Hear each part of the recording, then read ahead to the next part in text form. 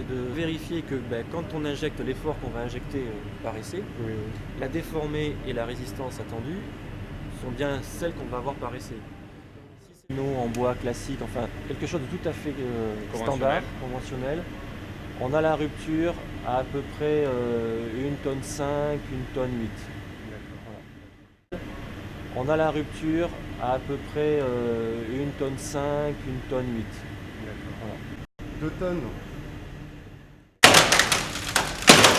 Voilà. 2 tonnes 3. Coup de cœur pour cette start-up dont on va parler ce matin, qui s'appelle Inbo. Inbo, ça veut dire en forêt, en patois vosgien. Alors pourquoi en forêt? Parce que l'objet qu'a mis au point cette start-up, c'est un vélo, mais un vélo dont le cadre est entièrement fabriqué en bois, en bambou et en fibre de lin, en bambou, des tubes de bambou qui constituent... Le cadre ? Voilà, la structure du cadre est faite à partir de tubes de bambou qui sont joints les uns aux autres avec de la fibre de lin. Et on a un objet qui est extraordinaire. On l'a vu sur RMC Découverte. D'abord, c'est un superbe vélo. Il est très beau, voilà. Il est très beau. Je trouve que ça donne une sorte de chaleur, on va dire, à l'objet que n'ont pas les cadres en aluminium, en carbone ou en titane. Voilà. Bien. Vous avez l'homme qui a mis au point ce vélo avec vous, avec nous. Oui, présente-le-nous. Aurel, mais il va se présenter. Bonjour Aurel. Bonjour, c'est vous qui avez mis au point ce vélo. Alors on est 5 en fait à avoir lancé notre entreprise et on est 5 à fabriquer vraiment donc ce vélo. On fait ces vélos, mais on fait aussi des lunettes et des skates. Et l'idée c'est vraiment travailler autour du bois, bambou et fibres naturelles et proposer des équipements soit de sport, soit de mode, mais vraiment sur du haut de gamme et du performance. Alors c'est un vélo très performant. Pas juste un espèce de gadget esthétique, c'est-à-dire que c'est un vrai vélo de course qui a des performances, quel des est caractéristiques l'avantage, intéressantes. Je monte sur le vélo. Quelle est la différence? Du coup, l'intérêt du vélo bambou, c'est que la fibre de lin et le bambou va absorber les chocs et les vibrations, ce qui fait un vélo très confortable, sans rien perdre en fait au dynamisme du bambou. Donc ça va être un vélo très joueur, très agréable à rouler. Solide? Très solide, très résistant. Vraiment solide. Extrêmement aussi solide que le carbone. Alors, pour exemple, en fait, on a fabriqué 3 vélos fat bike, donc c'est des roues extra larges pour 3 jeunes qui sont partis au Tadjikistan dans les montagnes du Pamir cet été, faisant 3000 km à 5000 mètres d'altitude, chargés de 50 kg, et ils sont rentrés il y a 2 semaines maintenant en parfait état et prêts à repartir avec. Il faut imaginer que c'est que des vélos sur mesure. À chaque fois, on travaille avec le client pour savoir ce que le client veut et derrière, on fabrique le vélo. Ça coûte une fortune quand même, non? Alors un vélo comme ce que vous avez dans le studio vaut entre 10 500 et 10 800 euros. Donc c'est vraiment des vélos très haut de gamme. Très haut de gamme et extrêmement cher, mais extrêmement performant et léger. Et léger, équipé comme ça, on est à 7,8 kg, 7,9 kg. Le bambou n'est pas du bois, c'est une herbe. C'est pas du bois, c'est une herbe, voilà. C'est vrai. Les forêts naturelles de Thanlin sont protégées et sont renommées pour leur bambou, notamment le tamvung ou le bambou d'acier. Il pousse extrêmement vite. Il produit aussi beaucoup plus d'oxygène que les arbres. Remplacer de l'acier ou de l'aluminium par du bambou est excellent pour l'environnement. Ces métaux consomment énormément d'énergie pour être produits.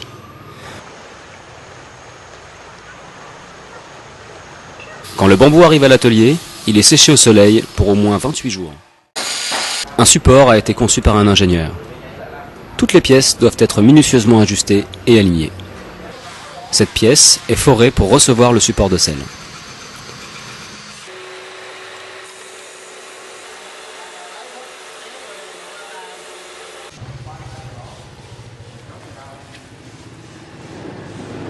Il a fallu du temps pour convaincre même les ouvriers que le bambou et l'époxy étaient très solides.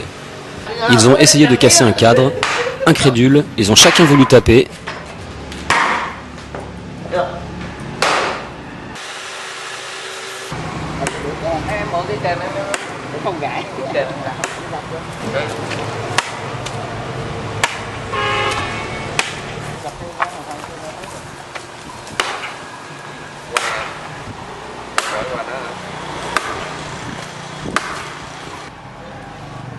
Mais il n'a jamais cassé. Nous leur avons montré une vidéo sur un vélo bambou qui descend une montagne en Équateur.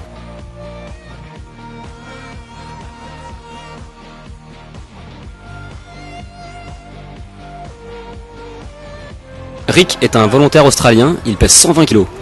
Nous lui avons demandé d'essayer de casser ce vélo.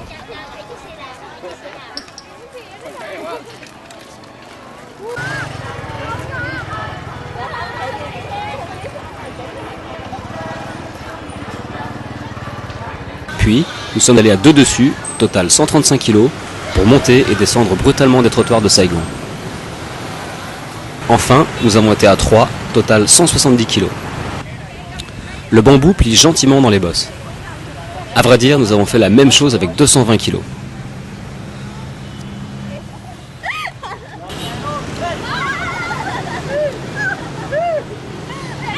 C'est un vélo vraiment confortable, il a un comportement incomparable. C'est aussi un très bel objet, original, un vélo avec une âme.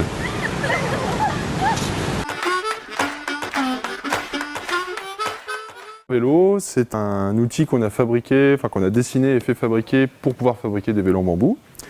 Et donc c'est un outil qui nous permet de venir régler et ajuster chacune des parties, donc chacun des tubes en bambou, et de pouvoir venir aligner également chacune des pièces en aluminium qu'on va mettre à l'intérieur. Donc on fait fabriquer juste à côté de chez nous ces pièces en alu là, donc pour la douille de direction, pour le boîtier de pédalier et pour les drop-out qui vont recevoir la roue arrière. On dessine la géométrie complètement par ordinateur, donc en fonction de l'utilisation du vélo, de la morphologie du client, de tout ce qu'on souhaite, on va venir sortir les plans exacts du vélo qu'on veut fabriquer. Donc avec toutes les informations, tous les angles, toutes les cotes qu'on souhaite. Et une fois que ça c'est fait, on vient sur le marbre, et donc chacun des rails permet de venir régler les distances, on peut régler les angles à tous les endroits également. Et une fois que toutes les pièces sont ajustées, et donc une fois qu'on a réglé tous ces angles-là, on vient couper les bambous, on vient les précoller sur le gabarit, donc on précolle les bambous sur les pièces en aluminium. On vient les précoller de manière à figer en fait cette géométrie-là et de manière à ce que ça bouge plus. Et une fois que cette opération-là est faite, une fois que l'opération de collage est sèche, on utilise de la fibre de lin, donc qui ressemble à ça, donc qui est une fibre complètement naturelle. On crée un composite avec cette fibre de lin-là, c'est-à-dire qu'on la mélange en clair avec de la résine biosourcée, et on vient ensuite enrouler les jonctions de manière à venir créer, on enroule les jonctions comme ça, de manière à venir créer des jonctions parfaitement solides et rigides. Et donc on enroule, on enroule, on enroule, et on obtient ensuite des jonctions qui sont complètement difformes et pas jolies du tout. Et là, à ce moment-là, le gros du travail commence, et donc là, c'est une opération de sculpture et de shape et de ponçage qui permet d'arriver à des jonctions parfaitement lisses et les plus affinées possibles pour avoir un vélo qui ressemble à celui qui est là. Donc les bambous qu'on utilise viennent d'Anduze, on va les chercher donc dans le sud de la France pour une raison très simple, c'est qu'au départ on avait besoin de tester vraiment mécaniquement et en termes de durabilité toutes les espèces de bambous qui existaient, parce qu'il en existe des milliers d'espèces. Et donc on a trouvé là-bas vraiment une expertise et un savoir-faire que nous on n'avait pas. Eux, c'est leur métier de faire pousser des bambous, ils savent vraiment bien comment ça marche. Et donc on a cherché avec eux justement les espèces qui se prêtaient le plus à fabriquer des vélos. Et on a donc arrêté un certain nombre de paramètres, un cahier des charges. Et donc aujourd'hui on descend en Anduze et on sélectionne nous-mêmes et on coupe nous-mêmes les bambous qu'on va utiliser ensuite pour faire des vélos.